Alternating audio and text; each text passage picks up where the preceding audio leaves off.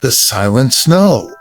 The dust has finally settled over the hollowed-out remains of Shibuya, but the silence that follows is far more terrifying than the screams of the disaster. Satoru Gojo, the man who held the entire world's balance on his shoulders, is gone. The sky above Japan is no longer guarded by the six eyes. Instead, it is thick with the scent of an impending massacre. While Yuji Itadori wanders the wreckage, haunted by the faces of those he couldn't save, the gears of the Jujutsu world are turning against him. The higher-ups have spoken, and they have called upon a monster to hunt a monster. Today, we step into the aftermath. The mission to save the world has failed, and now the hunt for Yuji Itadori begins. This is episode 17. The piece is dead. The executioner is here. Scene 1. The ashes of the incident. The episode opens with a haunting aerial view of Tokyo. What was once a bustling metropolis is now a cursed graveyard.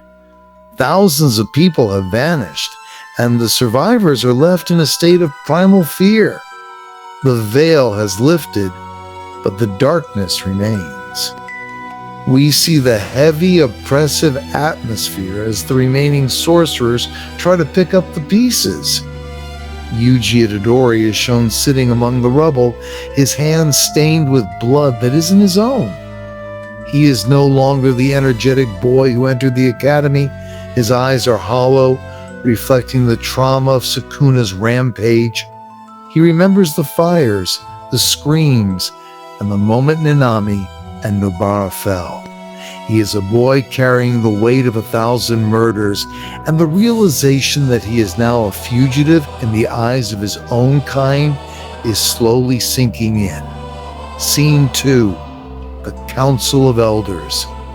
The scene shifts to a candlelit room, shrouded in shadows. This is the inner sanctum of the Jujutsu Higher-Ups. Their voices are cold, detached, and dripping with political venom. They aren't mourning the lives lost. They are calculating how to maintain their grip on power now that Gojo is out of the picture. They recite the new decrees with a chilling finality. Decree 1. Suguru, Geto's survival is confirmed, and his death sentence is reinstated. Decree 2. Satoru Gojo is in exile. Anyone who attempts to break the seal of the prison realm will be executed for treason. Decree 3. Principal Masamichi Yaga is to be executed for inciting the Shibuya incident. Decree 4. The most crucial one. Yuji Itadori's execution is no longer suspended. It is to be carried out immediately. The elders don't care about justice. They care about removing the variables they cannot control. And to ensure the job is done, they have summoned a student who rivals Gojo's own potential. Scene 3. The Return of the Queen. A lone figure walks through the ruins of a mall, dragging a massive cloth-wrapped blade. It is Yuta Okkotsu. His aura is different from the boy we saw in Jake Zero. He is colder, more focused, and infinitely more dangerous.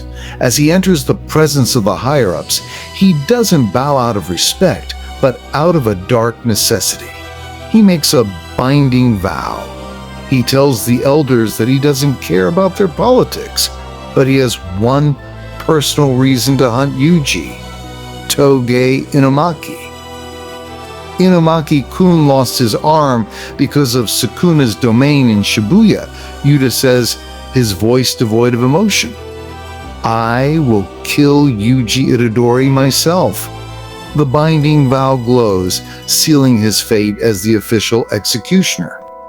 The Queen of Curses, Rika, lingers in the shadows behind him, her presence enough to make even the elders tremble. Scene 4. Brothers in Arms.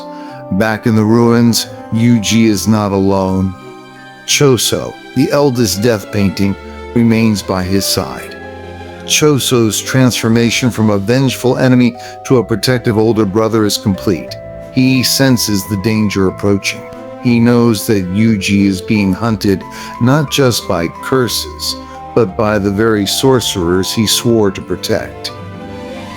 "You are my brother," Itadori, Choso insists. Despite Yuji's confusion and guilt, Choso refuses to leave him. He teaches Yuji how to manage his cursed energy in his weakened state, preparing him for the inevitable confrontation. Their bond is the only light in this dark episode, a strange brotherhood born from the blood of their common creator, Kinjaku. Scene 5, the first encounter.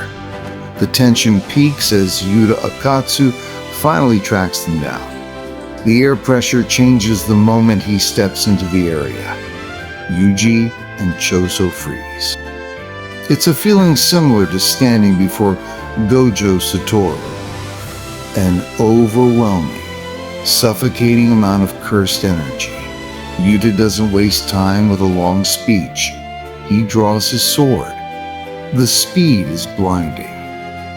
Yuji barely manages to dodge, the ground beneath him shattering from the sheer force of Yuta's reinforcement. "You're Yuji Itadori, right?" Yuta asks, his eyes locked onto his target. "I'm sorry, but I have to do this." The fight is brief but intense. Yuji realizes instantly that he is outmatched. This isn't a battle of ideals. It's a professional execution. Yuta moves like water, his blade a blur of silver. Just as Yuta is about to land a finishing blow, Choso intervenes with a piercing blood attack, forcing a temporary reset. Scene 6, the final decree. The episode ends with a split screen. On one side, we see the desperate, bruised face of Yuji Itadori, a boy who just wants to die to stop the pain. On the other side, the calm, lethal gaze of Yuta Okkotsu, the man who has been ordered to end him. The narrator's voice returns, heavy with dread. The hero of the past has become the hunter of the present. In a world without Gojo Satoru, the only law left is the law of the sword. The last shot is of Yuta's sword, reflecting Yuji's terrified eyes. The snow continues to fall, burying the sins of Shibuya under a blanket of white. The final suspense. The execution has begun, and there is no Gojo to stop it. Yuta vs Yuji.